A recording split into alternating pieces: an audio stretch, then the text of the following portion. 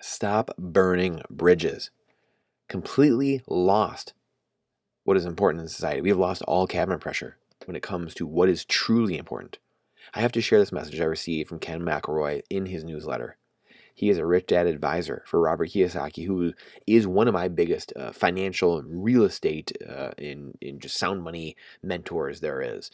And he's the one I started with 14 years ago, seeing the collapse of the system in 0809, the uniparty being unveiled to me. And the first two people I went out that year and found was Why We Want You to Be Rich by Donald Trump and Robert Kiyosaki. I had no idea who Robert Kiyosaki was. And I knew who Donald Trump was at that time, and it was like $3 in the bargain bin at the grocery store of all places. And I was like, interesting. Yeah, I'll pick it up. Seemed like a decent read. $3 can't beat it. So I went, read that book, and it blew my mind. Absolutely blew my mind. Your assets pay for your liabilities. Your house is not an asset. The rich don't work for money. They work for assets. All these things that blew my mind wide open. The context, the cognitive dissonance I had in my entire life of wondering, why are we learning these things at school? I don't understand what's going on. Why fighting with teachers, fighting with professors? Why are we learning about money? Why are we learning about all this socialist garbage, this communist stuff, anti-American things? None of this made sense to me. And really keeping the human down and just putting them in this box and saying, you're a nobody. That didn't make sense to me. And so, no one can really tell me that until I read that book. It wasn't Rich Dad Poor Dad. It was Why We Want You to Be Rich, which was one of the most profound books of my life and really blew everything wide open. And I became very angry after that. I became very mad and angry because we had been lied to, and we had been lied to for so long. And the destruction of money in 1913, the Federal Reserve, really the start of all that. It's not federal. It's not a reserve. Has no reserves. It's a private bank with owners that has no reserves. And being lied to. And then it started me to Creature from Jekyll Island, The Guide to Investing in Gold and Silver by Michael Maloney, who's one of the greatest monetary historians there is ever, and seeing what was truly happening in our world and why the uniparty existed because of the money, because of the broken currency, and why I continue to this day to do what I do even more in educating people, writing books, talking about real estate, having my own portfolio, helping people with real estate, raising money, and then talking about Bitcoin, talking about sound money, talking about gold and silver, and getting independent, getting resilient. All the things I do was because of that, because my mind was lifted. I could have done this 20 years ago, but I didn't know until 14 years ago, or 10, 12, 14 years ago, and truly understanding what had to be done, because none of this was taught in school. The formal education system is completely taken over by communists, which is well documented. The Frankfurt School sent over their teachers in the 30s, and then to Columbia and created this whole system where, and it started in, I believe, it was a Committee of 10 in the late 1800s, and then the General Board of Education, and then the communists. So it's a three-parter of why the education system is so messed up. So this started me on the path, and now I at least know somewhat of what's going on. I don't know all at all, but Kim McElroy was one of those people that I saw from the beginning, and that was talked about in those books. And he's a rich dad advisor for Robert Kiyosaki. He's one of the smartest real estate and entrepreneurial minds that I know. He often shares things that are real estate or business related. And if you want this blog, if you want to see the blogs, go to the link in the description. You can check out the blog in the written form of many of the things we do on the YouTube channel and on Rumble there.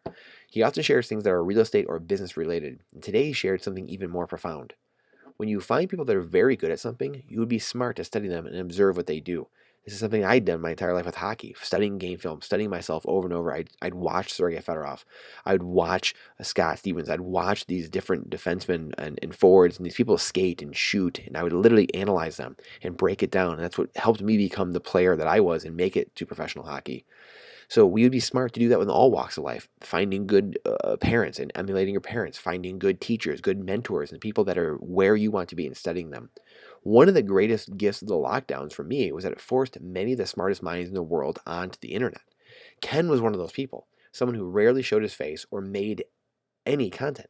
Now there are hundreds and thousands of people just like him that are that intelligent, that smart, that are now available to learn from. So please enjoy this letter from Ken that resonated with me. From Ken McElroy. In today's society, I've noticed people don't value relationships like they used to. People hop from job to job. They stop talking to friends and even family members. They are so self-absorbed that they don't really think about the importance of the relationships they have in their life. They want to get from point A to point B, but they don't stop and think about who helped them get there. The most successful people I know value and cherish relationships. Relationships are important, whether in business, personal, or likewise. Business relationships bring opportunity, and the relationship you choose to have with your friends and family can bring happiness. Throughout my life, I've leveraged the relationships I've built. In fact, I was hired on my first job as a property manager with no experience through a friend of mine. He worked for someone who needed a property manager and referred me. He referred me because we had a good relationship and I was a good friend. I then did a great job as a property manager and leveraged my relationship with my boss to get a better job. I've done this my whole life. I built my career as a young man who didn't have a dime in my pocket to where I am now by valuing the people I've met. Some have helped me and others have helped. Some have helped me and others I have helped. It works both ways. Value the relationships you have, whether in business or in your personal life. These relationships will bring you happiness and opportunities. Don't ever burn a bridge because burning bridges will get you stuck, while building and repairing bridges will always lead to further growth. And if you want to go to his site, which is phenomenal, and join his newsletter, you can go to this link here. So go to the link in the description that we have here to go to the blog, and then you can click this link to get to his newsletter and his site, which is it's phenomenal. So this was too good to not share. My parents have always told me not to burn bridges and do the right thing. It was served me very well in my life in getting to the highest levels. Business and life don't have to be cutthroat if you don't want it to be. You make life what you want it to be. I hope you found something that is in here that resonated with you because it reinforced with me and resonated with me and reinforced the importance of slowing down, taking a deep breath, and understanding what is truly important around me. Stay strong. So please share this out. Question everything with boldness, even the existence of God himself. This is freedom advice. Take it or leave it, but the algorithm hates truth. So please share this out. Trust, but verify. Question everything with boldness. Wish you well, and we'll see you on the next one.